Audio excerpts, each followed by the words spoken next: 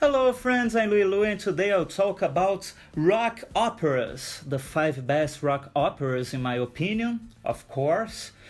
What is a rock opera? Explain in a very brief way, a rock opera is like a concept album containing a particular topic which blends songs into a sort of a plot with a beginning, a middle, and an end. Something like composers such as Richard Wagner, Wolfgang Mozart, and Giuseppe Verdi did in the 18th and 19th centuries. The difference that in a rock opera, like the name already says, rock and roll rules. The first rock opera that is known is the story of Simon Path, released by the British band Nirvana in 1967. Not the Nirvana of Kurt Cobain, but the British band. The rock opera wave would only happen from the following year. 5.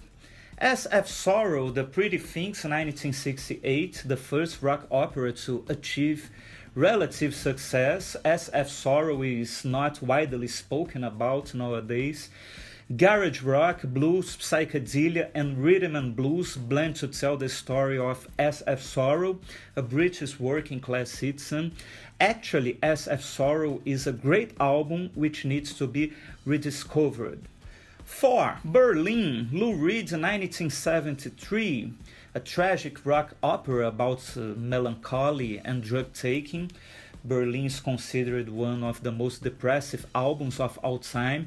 Great musicians like piano player Bob Ezrin, saxophone player Michael Brecker, bass player Jack Bruce, and drummer Aislinn Dunbar joined Lou Reed in this work.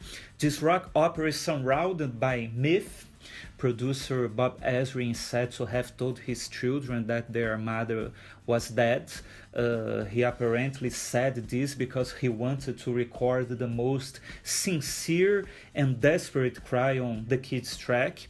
I would guess that by now we will have an idea of how depressive this rock opera is. 3. The Lamb Lies Down on Broadway, Genesis 1974.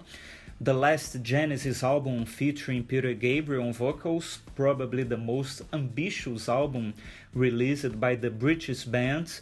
This rock opera is an abstract narrative containing elements from Greek folklore and sex in its most disturbing level. In fact, the main character, Rael, has his penis cut off. Using a lot of influences from classical music to religious hymns, Genesis created one of the most fundamental bodies of work in rock and roll history. 2. Quadrophenia, The Who, 1973.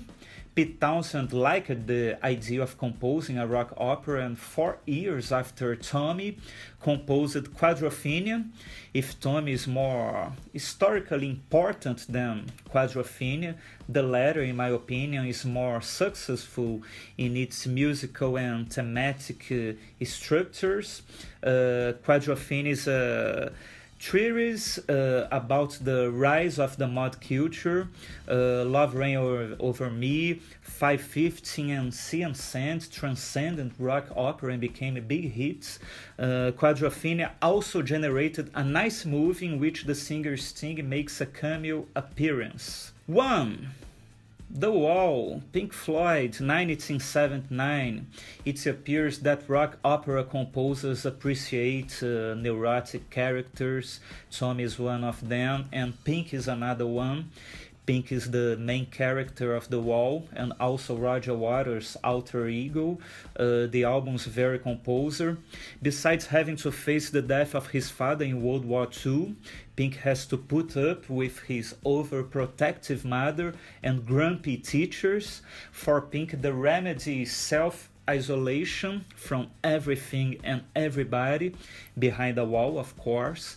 The Wall was released as a movie and is probably responsible for Pink Floyd's most iconic tour, and more recently the same could be said of Roger Waters' solo career too. Well, there are a lot of other rock operas, such as Arthur or The Decline and Fall of the British Empire by the Kinks, released in 1969. Jesus Christ Superstar by Andrew Lloyd Webber and Tim Rice, 1970. The Rise and Fall of Ziggy Stardust and the Spiders from Mars, David Bowie, 1972.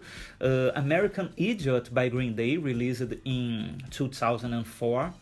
So this is our top 5, the greatest rock operas of all time, and I would like to know, in your opinion, what the greatest rock opera is. Maybe a different one, if you want, no problem.